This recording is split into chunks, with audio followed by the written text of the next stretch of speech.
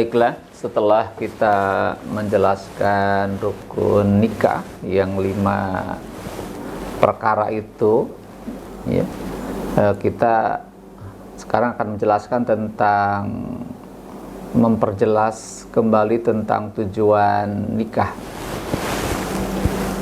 Tadi telah kita bacakan, terdapat di dalam Al-Quran surah Ar-Rum ayat 21, ya, itu ayat yang menjelaskan tentang tujuan nikah. A'udzubillahi minasyaitonirrajim. Bismillahirrahmanirrahim. Wa min ayatihi an khalaqalakum min anfusikum azwajan litaskunu ilaiha wa ja'ala bainakum mawaddatan wa rahmah inna fi dzalika laayatil liqaumin yatafakkarun. Shadaqallahul azim.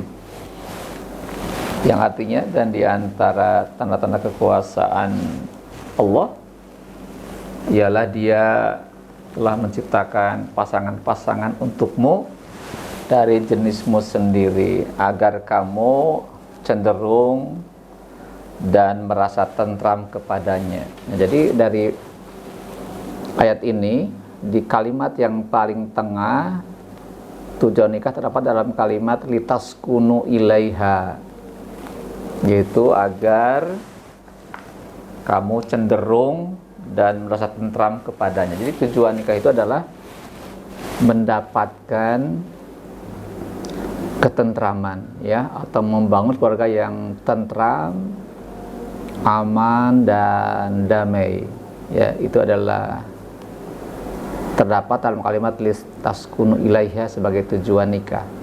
Nah, agar rasa tentram ini dapat dibangun dengan baik dalam sebuah rumah tangga, ya, agar tercapai tujuan itu, maka harus dilakukan 2 hal. Yang pertama, bagaimana? Wa ja'ala bainakum mawaddah. Harus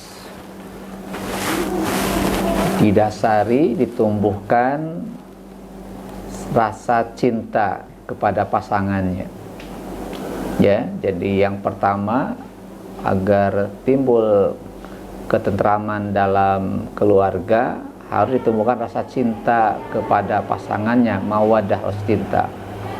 Kemudian yang kedua adalah rahmah, artinya adalah rasa kasih sayang, menyayangi pasangannya.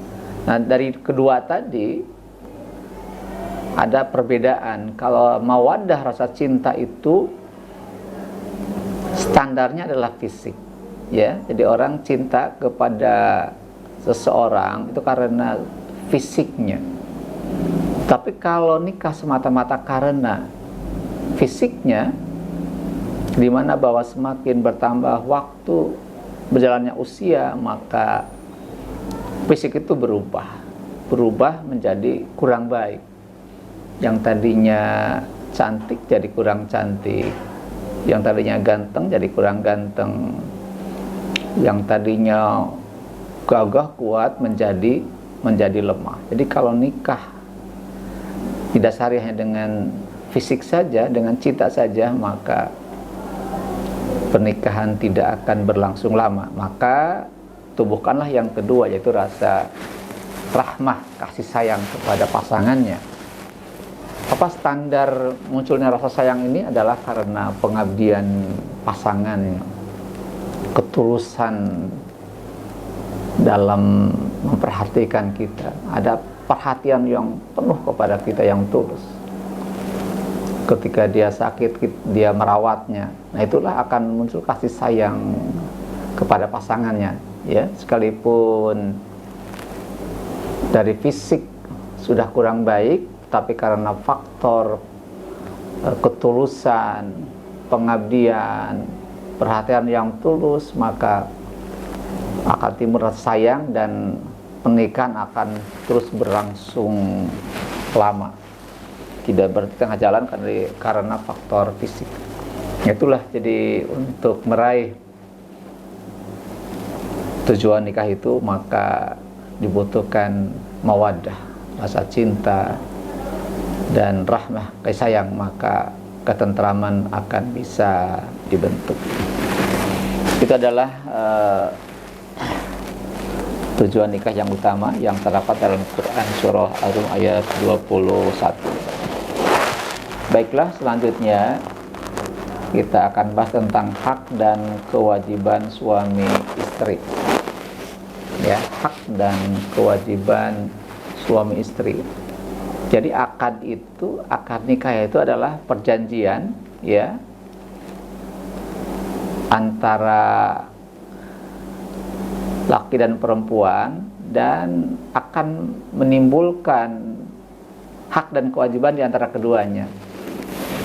Ya, setelah perjanjian itu dilakukan, ada ijab qabul, dan kemudian sah menjadi suami istri, maka timbullah yang namanya hak dan kewajiban, baik suami maupun istri.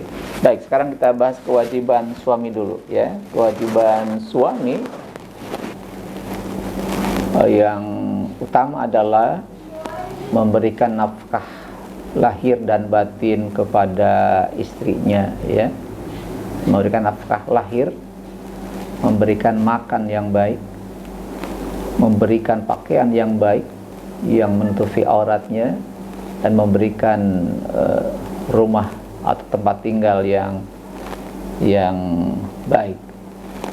Nafkah batinnya adalah memberikan kesenangan atau menyenangkan kepada istrinya dengan cara bergaul dengannya dengan cara yang baik, ya. Itu kewajiban suami yang pertama, memberikan nafkah lahir dan nafkah batin kepada istrinya. Dan yang kedua adalah mendidik, ya, mendidik istrinya, memimpin istrinya. Kenapa? Karena dalam Al-Quran dijelaskan ar-rijalu qawwamuna 'alan nisa. Laki-laki adalah pemimpin bagi wanita. Maka kewajiban suami dalam rumah tangga adalah memimpin, memanage, ya, mendidik istrinya. Maka dari itu diperlukan bagi seorang suami itu ilmu yang cukup, sehingga dengan ilmu yang cukup dia bisa mendidik istrinya, mendidik ibadahnya, mendidik akhlaknya, dan lain-lain sebagainya.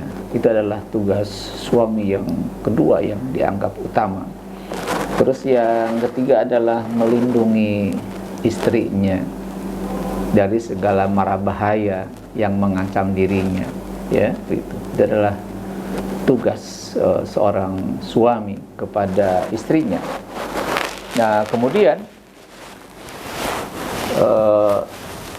kewajiban istri, ya, kewajiban istri, kita lihat Al-Quran surah An-Nisa, ya. Kewajiban istri itu yang pertama adalah fassolihatu qanitatun. Fassolihatu qanitatun. Ya, tugas suami istri itu adalah qanitatun, taat kepada perintah suami sepanjang perintah itu tidak bertentangan dengan syariat agama. Ya, qanitatun, taat, patuh kepada suami. Nah, yang kedua adalah hafidhatul lil ghaib bima hafidallah, ya. Hafidhatul lil ghaib artinya tugas istri adalah menjaga dirinya dikala suami tidak ada. Tidak boleh ketika suami tidak ada kemudian menerima laki-laki lain di rumahnya tanpa izin dari suami. Harus menjaga dirinya, menjaga kehormatan dirinya ketika suami tidak ada. Juga termasuk menjaga harta suami, ya, menjaga harta rumah tangga, ya, harta keluarga yang bukan suami, itu harus dijaga baik-baik oleh istrinya. Dan kemudian tugas istri adalah melayani suami dengan baik, ya, melayani suami dengan baik. Dan kemudian berikutnya adalah mengurus rumah tangga, mengatur rumah tangga. Jadi suami yang mencari nafkah, ya, mencari harta, uang, maka tugas istri adalah mengatur bagaimana sebaiknya harta itu digunakan dalam rumah tangga, ya, gitu. Jadi mengatur, memanage harta yang diusahakan oleh suami, termasuk mengatur kondisi rumah. Itu adalah kewajiban seorang istri. Dan kemudian yang berikutnya, tugas istri adalah bersama-sama suami mendidik anak-anaknya. Kenapa? Karena istri itu atau ibu dari anak-anak adalah orang yang paling banyak bergaul dengan anak. Sementara suami atau ayah dari anak-anak kadang terjadi waktu pertemuan dengan anak itu sangat sedikit. Frekuensinya sangat rendah. Boleh jadi seorang suami atau ayah dari anak itu berangkat kerja, anak masih tidur, dan ketika pulang kerja anak sudah tidur, otomatis tidak ada pertemuan dengan anak. Kalaupun ada, mungkin pada hari-hari tertentu. Tapi yang paling banyak bergaul dengan anak adalah seorang ibu. Nah, maka karena ibu banyak waktu dengan anak, maka tugasnya adalah mendidik anak dengan sebaik-baiknya. Maka insya Allah, kalau ibu yang soleh mendidik dengan baik nilai-nilai pendidikan Islam di rumahnya, maka akan dihasilkan anak-anak yang soleh dan solihah. Juga sebaliknya, kalau ibu tidak mendidik anak dengan nilai Islam yang baik, maka boleh jadi anak itu menjadi anak yang tidak soleh atau yang tidak solihah. Itu merupakan kewajiban suami istri yang sangat penting. Baiklah, berikutnya kita akan menjelaskan hal-hal yang memutus ikatan pernikahan. Ya, hal-hal yang memutus ikatan pernikahan. Yang pertama adalah talak atau perceraian. Ya. Talak itu adalah putusnya, lepasnya ikatan pernikahan antara suami dan istri. Putusnya atau lepasnya ikatan pernikahan antara suami istri. Nah, talak ini diucapkan dengan dua cara. Ada yang sarih, ya, ada yang cara sarih, atau artinya yang cara jelas. Kedua dengan cara kinayah, dengan cara sindiran. Contoh yang sarih itu adalah langsung mengatakan kata talak. Hari ini aku talak kamu. Nah, itu adalah secara sarih, ya, secara jelas. Jadi mengucapkan kalimat talak langsung dikatakan. Jadi hari ini aku talak kamu. Nah, kalau secara kinayah itu menggunakan kata sindiran. Misalkan begini, hari ini kau pulang saja ke rumah orang tuamu.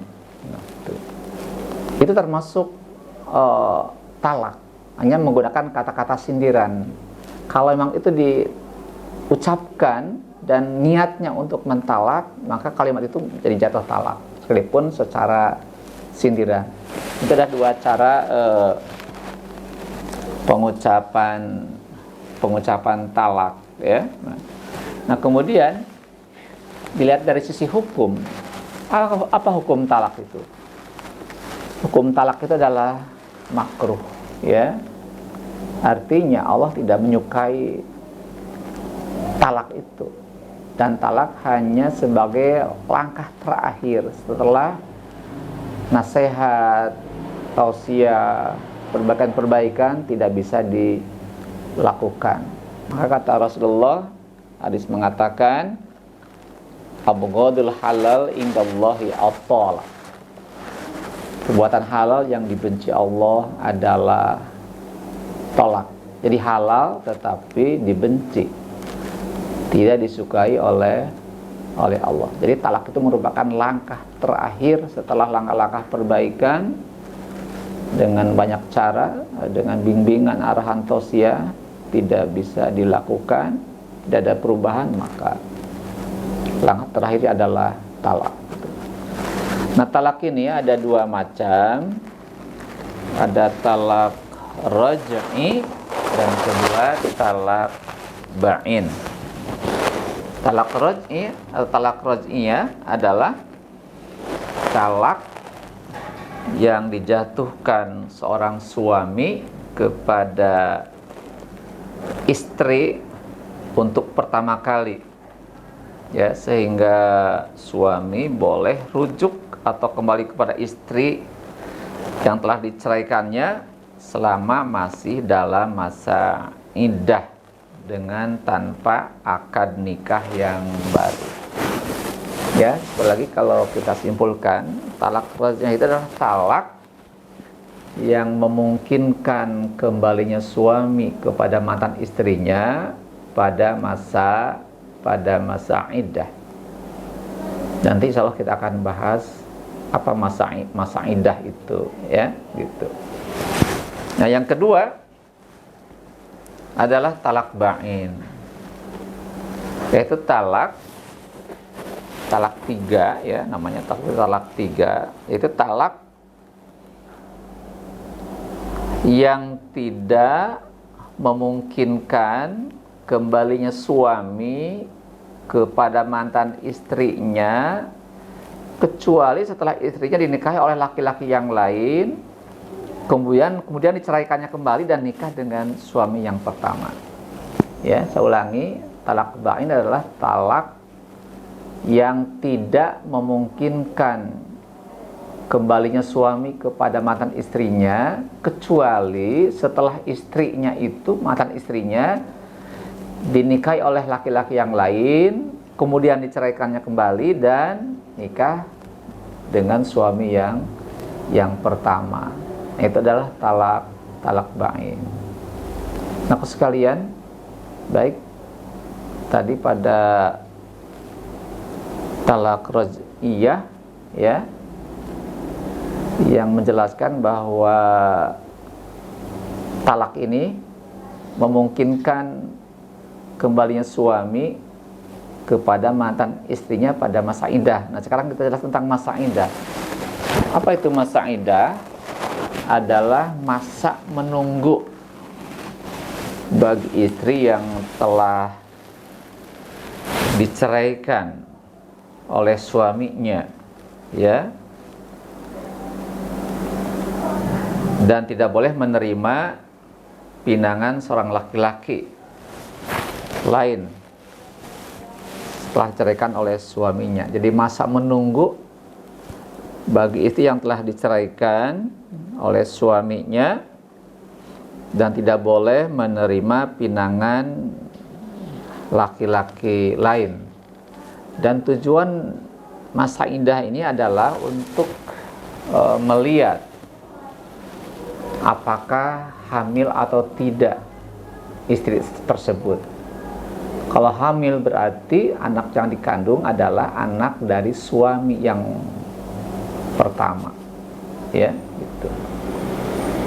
Jadi itu akan kita ketahui setelah masa iddah untuk mengetahui apakah hamil tidaknya istri yang telah diceraikan itu. Nah, itu adalah pengertian dan tujuan masa iddah. Nah, kemudian berapa lama masa iddah itu? Ada beberapa masa. Yang pertama, masa iddah karena ditinggal mati oleh suaminya, ya, masa iddah karena ditinggal mati oleh suaminya, namanya cerai mati, maka masa iddahnya adalah 4 bulan 10 hari. Ya, jadi masa iddah untuk wanita karena cerai mati ditinggal wafat oleh suaminya, maka masa iddahnya adalah 4 bulan 10 hari. Nah, kemudian kalau iddah dan itu sedang keadaan hamil, diceraikan ketika dia masih hamil, ketika sedang hamil, maka masa iddahnya adalah sampai melahirkan. Ya, jadi kalau wanita diceraikan sedang mengandung, sedang hamil, maka masa iddahnya, masa menunggunya adalah sampai melahirkan. Nah, baru kalau sudah melahirkan boleh menerima pinangan laki-laki yang lain. Ya. Kemudian yang berikutnya masa iddah karena cerai hidup. Ya, jadi diceraikan dan perempuan itu masih dalam keadaan haid, artinya masih produktif, ya, cerai hidup, diceraikan oleh suaminya dan istri masih haid, berarti masih produktif, maka masa iddahnya adalah selama 3 kali suci. Ya, maka masa iddah untuk yang cerai hidup, sementara wanita masih haid, masih produktif, maka lama masa iddahnya adalah 3 kali suci. Ini kurang lebih 3 bulan lebih ya waktunya. Nah, untuk wanita yang cerai hidup diceraikan oleh suaminya dan istrinya sudah tidak haid, misalkan karena sudah monofos, ya, maka sudah monofos, maka masa iddahnya adalah 3 bulan, ya. Itu untuk cerai hidup dan istri sudah tidak haid, masanya adalah 3 bulan. Dan kemudian untuk wanita yang diceraikan oleh suaminya, ya, dan sementara belum bergaul di antara keduanya, belum menggauli istrinya, maka tidak ada masa iddah. Ya, jadi perempuan yang diceraikan dan belum bergaul dengan suaminya, maka tidak ada masa iddah. Itu adalah macam-macam lama dari masa iddah. Ya. Baiklah, berikutnya yang kedua, hal yang memutus ikatan pernikahan adalah fasakh. Ya, fasakh itu adalah pembatalan pernikahan antara suami istri karena sebab tertentu. Ya, saya ulangi, fasakh adalah pembatalan pernikahan antara suami istri karena sebab tertentu. Ya, misalkan salah seorang di antara suami istri itu ada yang keluar dari agama Islam, murtad. Ketika